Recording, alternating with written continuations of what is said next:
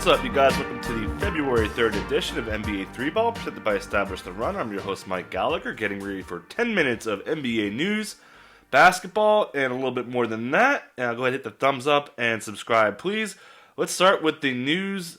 And LaMarcus Aldridge is out against the Wolves with a right hip injury. He had labrum surgery back in 2012, had hip issues as well. So this is bad. They don't play again until Saturday, so he can miss a lot of time.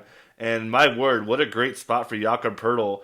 The Wolves have been allowing 19.4 putback possessions per 100 misses. That's a really high number, second highest in the league. So he lives off offensive rebounding. He should be really busy. Spurs have also used Rudy Gay at center for 27 minutes, so that'll probably be a factor here too, which will open up Keldon Johnson a little bit more too. Who will probably see either Anthony Edwards or maybe even Malik Beasley on him in a really good matchup, as the Spurs could create a lot of offense. And the Spurs are also not rebounding well, but adding Poeltl will help them there a little bit too. But this should be a really tasty game. The Thunder, on top of losing George Hill for 4 weeks with a thumb injury, they are now down Shai Gilgeous-Alexander on Wednesday against the Rockets with a knee injury. Got hurt in the last game, got checked out, got cleared, so it was minor according to Mark Daigneault. But yeah, they're going to sit him out here, so this puts Theo Maledon as the starting point guard, and he has a 222-minute sample without Shai at 13, 4, and 5 per 36. That's against second units. But this Rockets defense has been ridiculous. Last 2 weeks, and their half-court defense is 84.9 is insanely good. So he's going to play a bunch, but not a great permanent spot. While Oladipo, sticking with this game too, Oladipo looking at a point guard start with John Wall resting in the back-to-back. Oladipo is probably going to rest on Thursday, and we have a 70-minute sample of Wood and Depot per 36, and this is without Wall. 33, 6, and 12 for Depot. Huge PNR numbers, huge driving numbers. And then Christian Wood also in that 70-minute sample, 33, 14, and 1. So this is going to be a huge blowout, I think. But, they could get there in really light playing time. And also with OKC, you would think Hamidou Diallo probably comes off the bench. They'd probably start Justin Jackson to kind of keep Diallo in that second-year role. He will play a ton, so he's still an option here. And again, this offense is going to have to change so much because Shai was really almost like Luka with how much he drives and creates offense. So Basie's going to have to really step it up, and Horford's going to be really active in the post too.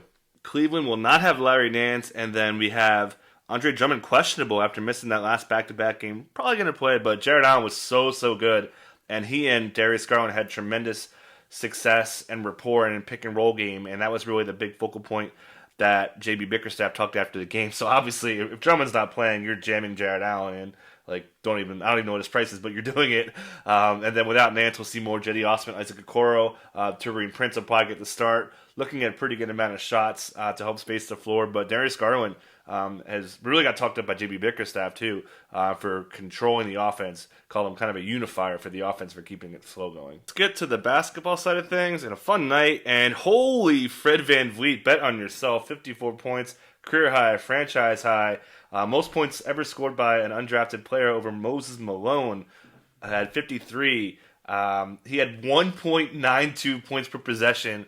Just unbelievable efficiency. You'll never, I don't know if I've ever seen an efficient line like that with that kind of volume. Lowry dropped a triple-double. And then also defensive stats here for these guys too came up really big. But I know people want to talk about Chris Boucher. Let's talk about that for a quick second. Talked about this previously. Matchups here, guys. Nick Nurse loves matchups. And the matchups for Boucher have been not great. A lot of big units. Kings play a little bit bigger. Second unit doesn't as much. Magic twice. Bucks also, Pacers twice. That's who he's faced recently. So those aren't great spots for Boucher. They get a lot better looking ahead. Nets, Hawks, Grizzlies isn't great. Wizards, Celtics, Wolves. Those are really good spots for Boucher. So definitely send some Boucher buy low offers out there. And if I were you, again, I said this all the time. Boucher is going to be up and down. This is who he is. So the highs are really high and the lows are coming in low. I expected to level out, and he still should be pretty good.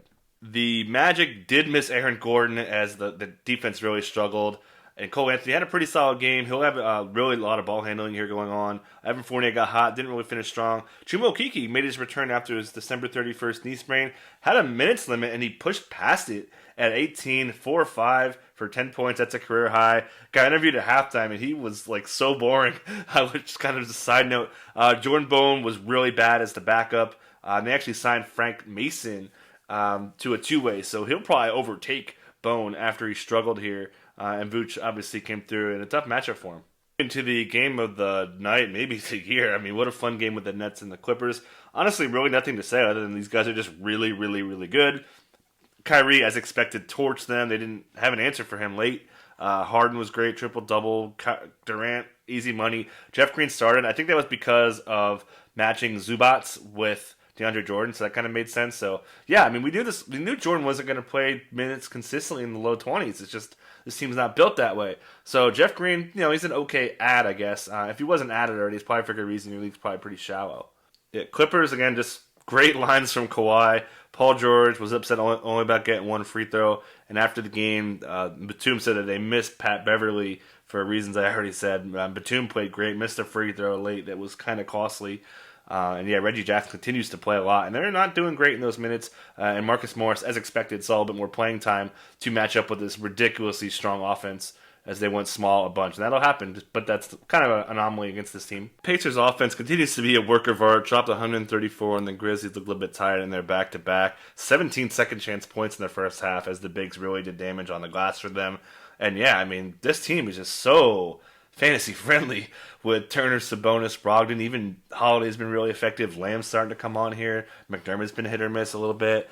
Even TJ McConnell in these multiple point guard lineups has been able to be valuable. Grizzlies were solid, 116 points, but again, Pacers were just too good. And Taylor Jenkins after the game basically pretty much just talked it up to the Pacers playing out of this world. Desmond Bain continues to play really well, and also D'Anthony Melton's still playing pretty solid. Interesting to see if those guys could still maintain value when they get Grayson Allen, and also Jonas Valanciunas, which will push guys up a little bit to take some wing minutes, namely Kyle Anderson, who's also been struggling a little bit. Dylan Brooks had a better game offensively. This is still getting pretty tight here. But yeah, I think Bain's an okay ad if you're looking for something fresh because he's playing pretty well and he's doing more than just scoring. Lots of quick notes on the Blazers and a pretty good win against the Wizards. Dame City has an abdominal issue that he usually has during training camp, but treatment can kind of make him feel better. So don't panic, keep an eye on it, but I wouldn't worry about it. He said the activation stuff that he does usually does the trick to get him better. Anthony Simons aggravated his hamstring injury, so that kept him down in playing time. This team is just running out of bodies. Seeing Gary Trent Jr. getting 40 minutes, Rodney Hood getting 35 after not playing the last back-to-back, Carmelo playing more. Robert Covington coming alive, Wizards defense, but hey, you'll take it. After he got hot real early, made his first three real quick, and still hung up a pretty good line with only one stock. The Wizards' big-time game from Rui Hachimura needed it after he had not been playing well off returning from COVID. Bradley Beal, sure, whatever. Russell Westbrook probably going to rest today as he manages his injuries. But the big takeaway for me was Davis Bertans playing a lot of center, struggled with his shot, but that's not great if you're relying on Mo Wagner or Robin Lopez. I mean, those guys are pretty much off the table now. Pistons takeaways are no Derrick Rose. It was Rodney McGruder as the backup point guard. Stunner. Didn't see that coming. Keep an eye on Derrick Rose. Was on the bench, looked fine. Wasn't on the injury report. And then also Josh Jackson finally coming for Wayne Ellington's minutes. Been kind of waiting for this. Like to see it happen again. But yeah, we thought Wayne Ellington was going to run out of gas. So we'll see if Josh Jackson can kind of keep it rolling after his strong 22-point game. Nothing really on the Jazz as usual. Did find it interesting that Bojan Bogdanovic was looking at his right wrist. That's the wrist he had surgery on. Hasn't had tape on that wrist since January 17th, so should be fine. And he looked all right, so it was really his halftime thing. Celtics get the win in the Yay area. Big takeaway here, Time Lord, man. The big minutes went away after that matchup with the Lakers. That's a horrible sign. Tice played pretty well as expected. And we'll see no Kemba after getting 31 minutes. That's a surprise. We did not expect him to play over 30, according to Brad Stevens. So they upped him, perhaps because of the Marcus Smart injury. So that's obviously great news. Again, not going to play today, so we'll see more Jeff Green, more Aaron Nesmith. They'll probably have to bring Carson Edwards back in the mix. Should be interesting to see what they do against a good Kings defense all of a sudden. The Warriors are officially out of centers right now. Kevon Looney sprained his ankle, did not return. Also, Weissman's out for 7 to 10 days. So they went with Wonka Toscano-Anderson starting next to Draymond Green. And Toscano-Anderson was pretty good. I think Eric Pascal had a minutes limit on him, had back spasms in the last game. And I almost looked like Steve Kerr was looking at the clock when he was checking in. So, yeah, I guess Toscano-Anderson's kind of on the board a little bit as Curry carried this team, but wasn't enough. I'm going to add a new segment for the A for the NBA 3-ball, and that's ads. I'll try to keep this going here, but I figure I'd talk about guys who kind of gained value, not guys who just got a little bit better. So guys, if you're in a competitive league, then you're always looking to add people who are in new roles. Gonna try to do this at the end of the shows. I know a lot of people love it, so I'm pretty good at it. I've been doing it for like I don't even know how long. But yeah, just guys I'm looking at. Jakob Poeltl for the LMA things I mentioned. Jeff Green's kind of okay. He didn't really gain value, but definitely his role changed a little bit. Taylor Maladon, definitely want to keep an eye on him now that SGA is banged up. Mentioned Josh Jackson coming for Wayne Ellington's minutes. That would be a huge development. So he's probably the big upside guy. Also, I love what Chuma Okiki's been doing. Great per minute stats. I've talked about him multiple times throughout the season already, so we like what he's doing. Aaron Baines has been fine. Mentioned Desmond Baines. Do you feel in charge? And then Juan Toscano-Anderson locking down minutes, and Kerr really liked what he did. So that's going to do it. Feedback appreciated if you like the new ads section, and we'll catch you next time.